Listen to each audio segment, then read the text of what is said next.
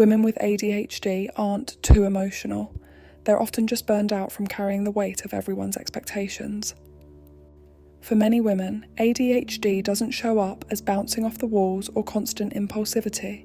Instead, it hides behind perfectionism, anxiety, and the relentless urge to keep everyone happy. The chaos doesn't spill outward, it coils inward. They drift through school unnoticed because they're quiet. They forget things not from carelessness, but from juggling too many mental tabs at once, and instead of receiving support, they're handed criticism. Stop overreacting. Calm down. Over time, emotional depth, sensitivity, and quick-changing energy start to feel like flaws, so they shrink themselves to fit the expectations around them. Many girls with ADHD grow up being told to stay polite, stay neat, stay agreeable, to never be a burden, yet their brains crave movement, creativity, and flexibility. When they can't meet rigid expectations, shame settles in. So they compensate, they help more, they smile more, they apologise for everything, they anticipate everyone's needs before their own, not from manipulation, but from survival. Rejection hits harder for this neurotype, and the fear of disappointing others becomes overwhelming. Saying yes feels safer than risking conflict. The mind of a woman with ADHD rarely rests.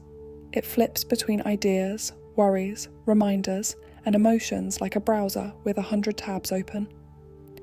When this constant mental motion mixes with people-pleasing, burnout becomes inevitable.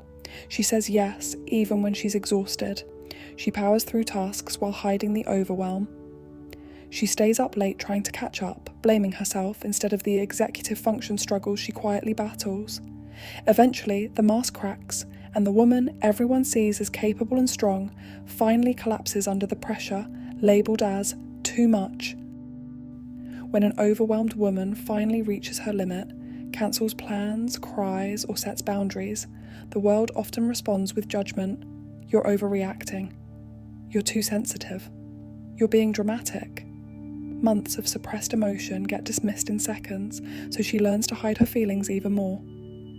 The cycle of performing, crashing, and rebuilding becomes her normal.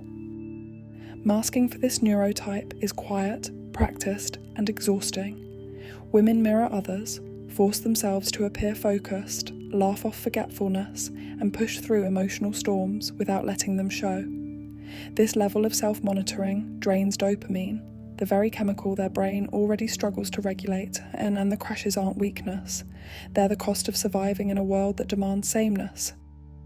There's a unique guilt carried by women with ADHD, guilt for being late, guilt for being disorganised, guilt for losing track of time or energy, guilt for needing rest when others seem to function effortlessly.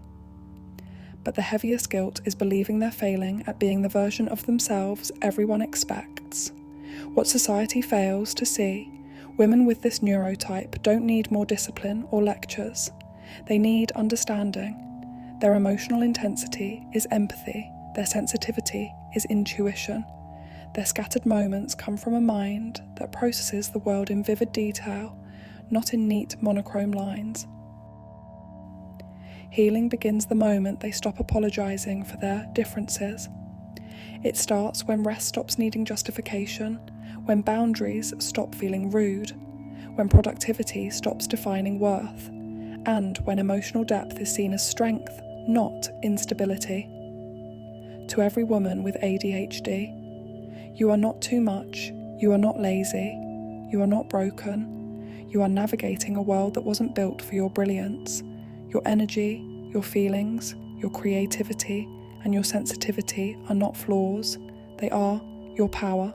You don't need to earn love through exhaustion, you deserve it simply because you're you.